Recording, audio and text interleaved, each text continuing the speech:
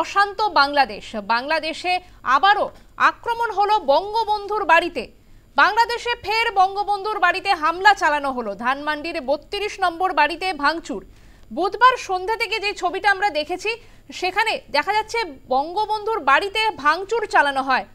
প্রথমে বাড়ির গেট ভেঙে ফেলা হয়, তারপরেই বাড়িতে ঢুকে পড়ে উন্মত্ত জনতা। হাতুড়ি দিয়ে বাড়িতে ভাঙচুর চালানো হয়।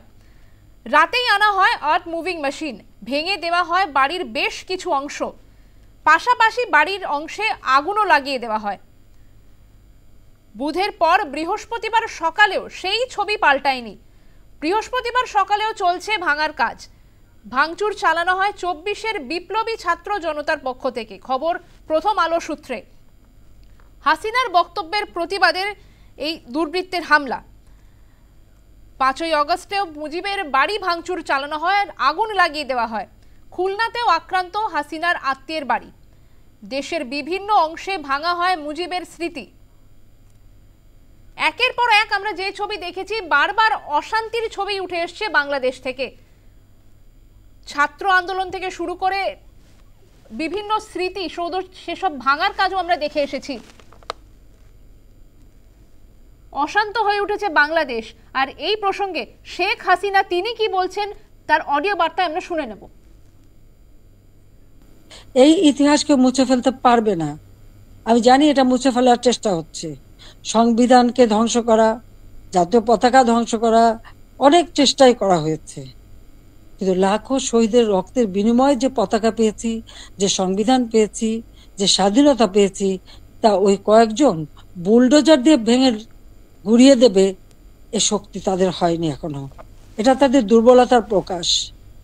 তারা একটা দালান ভাঙতে পারে, কিন্তু ইতিহাসকে তারা ধ্বংস করতে পারে না। ইতিহাস কিন্তু তার প্রতিশোধ নেয়, এটাও তাদের মনে রাখতে। আমরা শোনালাম শেখ হাসিনার বক্তব্য। তিনি বলছেন এটা ইতিহাস মুছে ফেলার চেষ্টা হচ্ছে।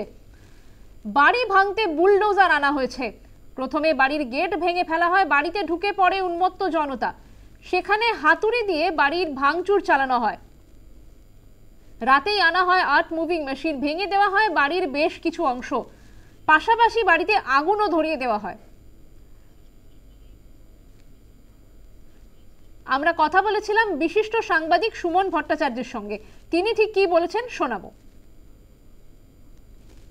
শেখ হাসিনা সরকারের পতনের পর থেকে বা তার দেশত্যাগের পর থেকে তো বাংলাদেশে একটা মাৎসন্যায় চলছে, এবং যেটা শেখ হাসিনা গতকাল বক্তৃতায় মনে করিয়ে দিয়েছেন যে ১৯৭১-এও পাকিস্তান বাহিনীও ৩৫ নম্বর ধানমন্ডির উপর হামলা চালায়। তাহলে আমাদের ধরে নিতে হবে যে তার চাইতেও কোনো উগ্রবাদী গোষ্ঠী এই হামলাটা করেছে। দেখুন, আমাদের ধারণা, মানে যেটুকু খবরাখবর বাংলাদেশ থেকে আসছে বা বাংলাদেশে যেভাবে সংখ্যালঘু নির্যাতন হচ্ছে, সেই সংখ্যালঘু নির্যাতনের পরিপ্রেক্ষিতে আমাদের ধারণা যে বাংলাদেশটা ক্রমশ জামাত বা মৌলবাদী শক্তিগুলির হাতে চলে যাচ্ছে, যারা পাকিস্তান ঘনিষ্ঠ। তার ফলে তারা ১৯৭১-এর সমস্ত চিহ্ন বা বাংলাদেশ ভাগ হয়ে মানে বাংলাদেশ প্রতিষ্ঠার সমস্ত চিহ্নকে ধীরে ধীরে মুছে ফেলতে চাইছে। তা না হলে যে দেশটার যিনি জনক, মানে এ বিষয় তো ঐতিহাসিকভাবে কেউ অস্বীকার করতে পারবে না যে বাংলাদেশের মানে বাংলাদেশ রাষ্ট্র হিসেবে প্রতিষ্ঠার পেছনে মুজিবুর রহমানের ভূমিকার কথা। তো সেই ভূমিকার কথা মাথায় রেখে তারপরে যদি কেউ মুজিবের বাড়ি বা ৩৫ নম্বর ধানমন্ডিতে তৈরি হওয়া স্বাধীনতার স্মারককে ধ্বংস করে, তাহলে তার চাইতে দুঃখজনক ঘটনার কিছু হতে পারে না। বাংলাদেশে ফের আক্রান্ত বঙ্গবন্ধু। ঢাকার ধানমন্ডিতে বঙ্গবন্ধুর বাসভবনে হামলা, ভেঙে দেওয়া হয় গেট, হাতুড়ি দিয়ে ভাঙচুর চালানো হয় মিউজিয়ামেও। এই ঘটনা প্রসঙ্গে আমরা কথা বলেছিলাম ফোনে লেখিকা বাণী বসুর সঙ্গে। তিনি ঠিক কি বলেছেন শোনাবো।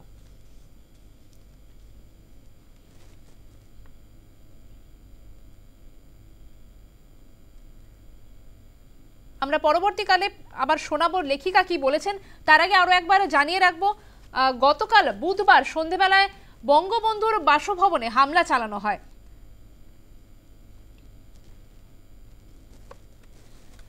এই প্রসঙ্গে আমরা কথা বলে নিয়েছিলাম ফোনে আন্তর্জাতিক সম্পর্ক বিশেষজ্ঞ রাজাগোপাল ধর চক্রবর্তী। তিনি কি বলেছেন শোনাবো।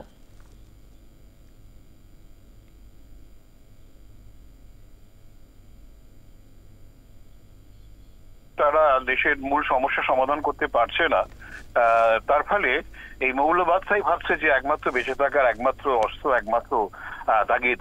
তার ফলেই তারা মনে করছে যে মানুষকে বোঝাবার চেষ্টা করছে যে বাংলাদেশের এই বর্তমান দুরবস্থার পেছনে রয়েছে মুজিবুর রহমান, যিনি দেশটাকে তৈরি করেছেন, নাকি তার মেয়ে সব পয়সা নিয়ে পালিয়ে গেছে, এরকমই একটা ধারণা দিতে চাইছে। তাই শেখ মুজিবুরের যাবতীয় যা কিছু সঙ্গে বাংলাদেশ জড়িয়ে আছে সব কিছুই তারা মূলে মুছে ফেলতে চায়।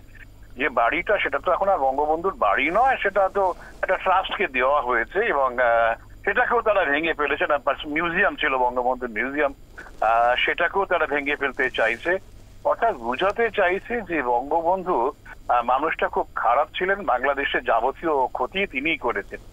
যে জাতি তার জন্মদাতাকে ভুলে যায়, সেই জাতির যে কি কোন দিকে যাচ্ছে এটা বোঝা যাচ্ছে। অবাক লাগছে যে বাংলাদেশের মানুষ যারা গণতন্ত্রের প্রতি তাদের এত নিয়ম নিষ্ঠা আমরা এতকাল দেখে এসেছি, শিক্ষিত মহিলা সে দেশে সবচেয়ে বেশি রয়েছে, স্কুলে কলেজে পড়া, কোনো প্রতিবাদ সেভাবে না হওয়াতে খুবই যন্ত্রণা লাগছে। কিন্তু যাই হোক, যখন মৌলবাদ অস্ত্র ধারণ করে মানুষের কাছে যায় তখন সাধারণ মানুষ নিরুপায় হয়ে যায়। এখন এই অস্ত্রের দাপানি আমরা দেখতে পাচ্ছি নানান জায়গায় রয়েছে, তাই হয়তো মানুষ নীরব, অনেক কিছুই হয়তো ভেঙে ফেলবে, কিন্তু ইতিহাস কি এত সহজে বলা যাবে? সেটা হয়তো যাবে না। ফের অশান্ত বাংলাদেশ। মুজিবের বাড়িতে ভাঙচুর চালানো হয়। বৃহস্পতিবার সন্ধ্যেবেলা যে ছবিটা দেখেছি, বুধবার সন্ধ্যেবেলা যে ছবিটা দেখেছি, বৃহস্পতিবার সকালেও সেই একই ছবি কার্যত চলছে সেখানে।